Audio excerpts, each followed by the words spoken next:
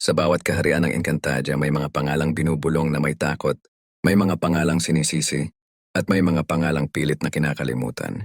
Isa sa mga iyon, ang nilalang na minsang bumasag sa balanse, ang nilalang na tinuring na bantay ng kadiliman, Mitena. Ngayon isang tanong ang gumigising sa buong mundo ng Encantado. Bakit siya? Bakit ngayon at bakit bilang mata? Bago pa man maghari ang apat na kaharian, dalawang nilalang ang isinilang mula sa iisang sinag ng bathala, Cassiopeia at Mitena. Ang kambal na may kapalarang magkaiba ang landas, si Cassiopeia itinakdang maging mata, tagapagbantay ng mga pangitain. Si Mitena, pinalot ng tanikala ng sariling mga sugat, hinubog ng galit, at nagturing sa mundo bilang kaaway.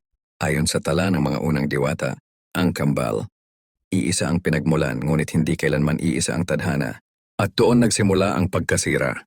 Hindi lingid sa kasaysayan na may pagkakamaling hindi dapat nakalimutan. Si Cassiopeia mismo ang sumira sa iisang brilyante, dahilan upang mabiyak ito sa apat. Mula ron sumibol ang digmaan, sumabog ang kasakiman. Nabuo ang apat na kahariang may sariling interes. Dahil dito sinumpa siya ni Emre, habang buhay kang mananatili sa kagubatan, hindi ka na makakaapak sa lireo. At kahit sinumpa, tinanggap ni Cassiopeia ang papel niya bilang mata. Pero isang tanong ang naiwan, kung may pagkakamali ang unang mata, hindi ba't posible rin sa susunod? Habang si Cassiopeia ay sinumpa, si Mitena na may binura sa mundo ng mga engkantado, tinakwil ng kanyang lahi, tinakasan ng mga kakampi, tinakot ng sariling anino. May mga tala na nagsasabing, kapag sinabi ang pangalang Mitena, iisa ang reaksyon, takot.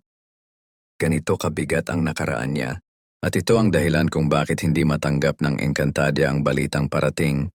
Sa katahimikan ng kalawakan, nagising si Batalang Argan sa isang pangitain na hindi niya inasahan, isang mata na mawawala, isang kahariang magigiba, at isang nilalang na babalik upang dalhin ang liwanag o ang wakas. Sa gitna ng pangitain, iisa ang mukha, Mitena, at iyon ang nagpayanig sa kalangitan. Isang gabi, sa gitna ng kagubatan kung saan pinananatili si Cassiopeia sa sumpa, may naramdaman ang mga diwata, isang pagyanig, isang alon ng enerhiya, isang aninong hindi na dapat bumalik. Mitena. Hindi niya alam kung bakit siya naroon. Hindi niya alam kung sino ang tumatawag. Ngunit alam niya, may nagbabago. At nang dumating si Cassiopeia, ang tensyon ay parang sundang sa hangin. Cassiopeia, bakit ka narito? Hindi ka dapat makita ng kahit sino. Mitena, may humihila sa akin. At hindi ikaw. Then, isang liwanag ang bumagsak. Akmang pumutok ang kalangitan. Dumating si Batalang Argan. Sa harap ni na Cassiopeia at Mitena, naglabas ng hatol si Argan. Tinatawag ka ng kapalaran, Mitena, bilang bagong mata ng Encantadia. Nabigla si Cassiopeia. Nagangit-ngit ang kanyang mga mata. Cassiopeia, hindi maaari. Siya ay traidor, mananakop, halimaw. Argan, at ikaw? Hindi mo ba winasak ang brilyante at nagdulot ng digmaan? Kung ikaw ay napatawad, bakit hindi siya? At sa sandaling iyon nanginig ang apat na brilyante. Nagliwanag ang lireo. Umuigting ang hangin ng Adamya, nag-alab ang apoy ng Hatorya, umalingaw-ngaw ang bakal sa Sapiro.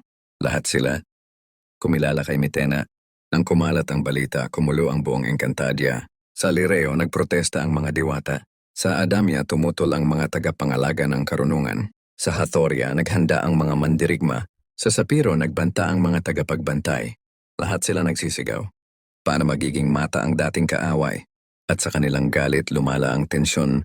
Isang tensyon na mas malala pa sa anumang nagdaang digmaan. Dinala si Mitena sa sagradong burol ng mga mata. Doon niya kailangang makita ang hinaharap. Sa parang hindi pa nagagawa ni Numan, pikit ang kanyang mga mata, nanginginig ang kanyang hininga. At nang bumukas ang pangitain, nagpakita ang isang larawan na nagpayanig sa kanyang kaluluwa. Isang digmaan na hindi mapipigilan. Isang nilalang na papatay sa isang sangre. At ang pagbagsak ng isang kaharian. Napasigaw si Mitena. At doon nakita ni Argan ang katotohanan.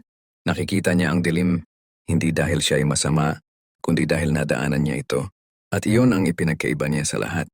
Sa harap ng apat na kaharian, sa kabila ng sigawan at pagtutol, dumating si Batalang Argan.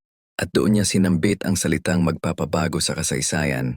Sa ngalan ni Emre, hinirang ko si Mitena bilang bagong mata ng Encantadia. Ang buong mundo ay natahimik. Ang mga diwata ay tila napako.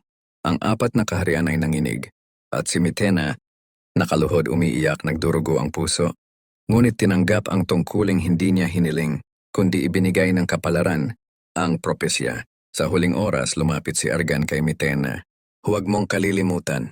Ang mga mata ay hindi pumipili ng gusto nilang makita. Ikaw ang unang makakakita sa parating na paglipol, at ikaw ang unang magdurusa. At sa itaas ng kalangitan, isang mata ang nagbukas. Hindi kay Cassiopeia, hindi kay Emre, kundi kay Mitena, ang mata na hindi kailanman dapat maging mata.